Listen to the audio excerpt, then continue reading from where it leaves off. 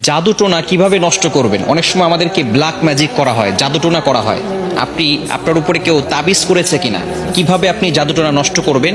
কারো কাছে যেতে হবে না, আপনি ঘরে বসেই নিজে নিজে এই জাদুটে নষ্ট করতে পারবেন। বিশেষ করে আমাদেরকে সতর্ক থাকতে হবে। অনেক সময় আমরা বিভিন্ন মানুষের কাছে যাই এবং আমরা সেখানে গিয়ে বলি, আমাকে একটু হাজিরা করে দেখেন যে আমার ভিতরে কোনো জিন আছে কিনা।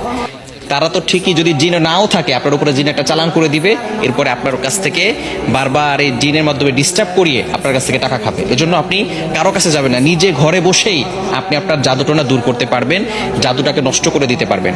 বর্তমান সমাজে ম্যাক্সিমাম সময় দেখা যাচ্ছে যে আত্মীয় স্বজন, একেবারে কাছের মানুষগুলো আপনাকে জাদুটোনা করে আপনার জীবনটাকে নষ্ট করে ফেলবে। অনেক সময় দেখবেন কিভাবে বুঝবেন? আপনি অনেক সময় অসুস্থ হয়ে পড়ছেন, কিছুই ভালো লাগে না, ঘরে ভালো লাগে না, দোকানে ভালো লাগে না, ব্যবসায়িক প্রতিষ্ঠানে ভালো লাগে না, অথবা ব্যবসায় বারবার লস হয়ে যাচ্ছে, অথবা সংসারে কোনো শান্তি নাই, স্বামী স্ত্রীর ভিতরে ঝগড়া হচ্ছে, অথবা কোনো মেয়ের বিয়ে হচ্ছে না।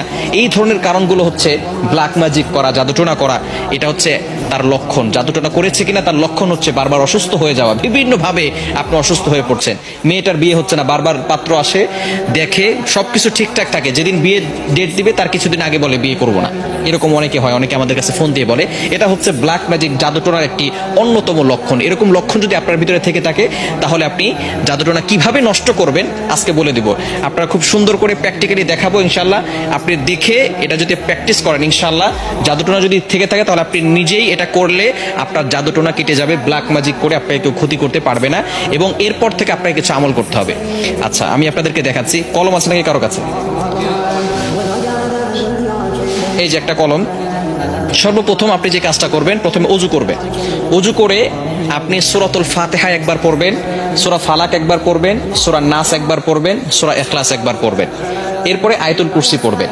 প্রথমে সূরা ফাতিহা একবার, এরপরে সূরা ফালাক একবার, সূরা নাস একবার, এরপরে সূরা ইখলাস একবার, আয়াতুল কুরসি একবার। এটা পড়ার পরে এরপর আপনি একটা চেয়ারে বসবেন।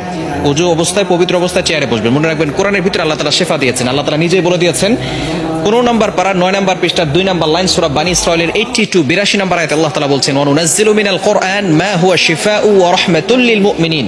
আমি আল্লাহ তাআলা মুমিনদের জন্য কোরআনটা শিফা স্বরূপ নাজিল করে দিয়েছি। প্রথমে আপনি বসবেন একটা চেয়ারের উপরে, পবিত্র হয়ে, অজু করে পবিত্র হয়ে তারপরে বসবেন। বসার পরে একবার সূরা ফাতিহা পড়বেন, এরপরে আপনি সূরা ইখলাস, সূরা ফালাক, সূরা নাস পড়বেন, এরপর আয়াতুল কুরসি পড়বেন। এরপরে আপনি 7 বার সূরা ফাতিহা পড়তে হবে। আউযুবিল্লাহ বিসমিল্লাহ সহকারে এই যে একটা ছুরি নেবেন ডান হাতে, এটা আমি পেন দিয়ে দেখাচ্ছি, আপনি একটা ছুরি নেবেন। ডান হাতে একটা ছুরি নিয়ে আপনি মাথার উপরে রাখবেন, এভাবে রেখে আউযুবিল্লাহ বিসমিল্লাহ সহকারে সূরা ফাতিহা পড়বেন। পড়ে আপনি ছুরিতে ফু দিবেন। ছুরিতে ফু দেওয়ার পরে এরপরে ছুরিটা শরীরের সাথে টাচ করবেন না। টাচ না করে আপনি একেবারে সোজা কপাল থেকে নাক বরাবর, বুক বরাবর 2 পায়ের মাঝখানে রাখবেন। আপনি বসে আছেন, বসে থাকার পরে আপনি একটা ছুরি হাতে নেবেন। প্রথমে পবিত্র হলেন, সূরা ফাতিহা পড়লেন, ইখলাস পড়লেন, ফালাক পড়লেন, নাস পড়লেন, আয়াতুল কুরসি পড়লেন। এরপরে ছুরিটাকে আউযুবিল্লাহ বিসমিল্লাহ সহকারে সূরা ফাতিহা পড়ে ছুরিতে ফু দিবেন। ফু দিয়ে এরপরে ছুরিটা এভাবে নেবেন, সোজা, টাচ করবেন না, শরীরের সাথে টাচ না করে সোজা আপনি নিজে 2 পায়ের মাঝখানে রাখবেন। বুঝা গেছে? এভাবে একবার করলেন। আবারও আউযুবিল্লাহ বিসমিল্লাহ সহকারে সূরা ফাতিহা পড়বেন, শুধু সূরা ফাতিহা পড়ে ছুরিতে ফু দিবেন। ফু দিয়ে আপনি এটাকে সোজা নিয়ে যাবেন ইনশাআল্লাহ।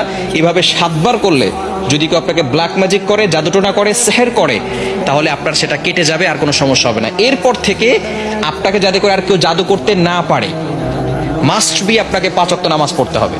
এবং কেউ যাতে করে জাদু করে, তাবিজ করে আপনাকে কোনো ক্ষতি করতে না পারে, 5 ওয়াক্ত নামাজ পড়ে আয়াতুল কুরসি, 4 কুল, সূরা বাকারা শেষ 2 আয়াত, এগুলো পড়ে বুকে ফু দিবেন এবং হাতে ফু দিয়ে পুরো শরীরকে মাসাজ করে দিবেন। ইনশাআল্লাহ আপনার শরীর বন্ধ থাকবে, এবং রাতের বেলা ঘুমানোর সময় ওযু করে ঘুমাবেন, এই আমল করে শরীর বন্ধ করে ঘুমাবেন। ইনশাআল্লাহ দুনিয়ার কোনো শক্তি আপনাকে কোনো ক্ষতি করতে পারবে না।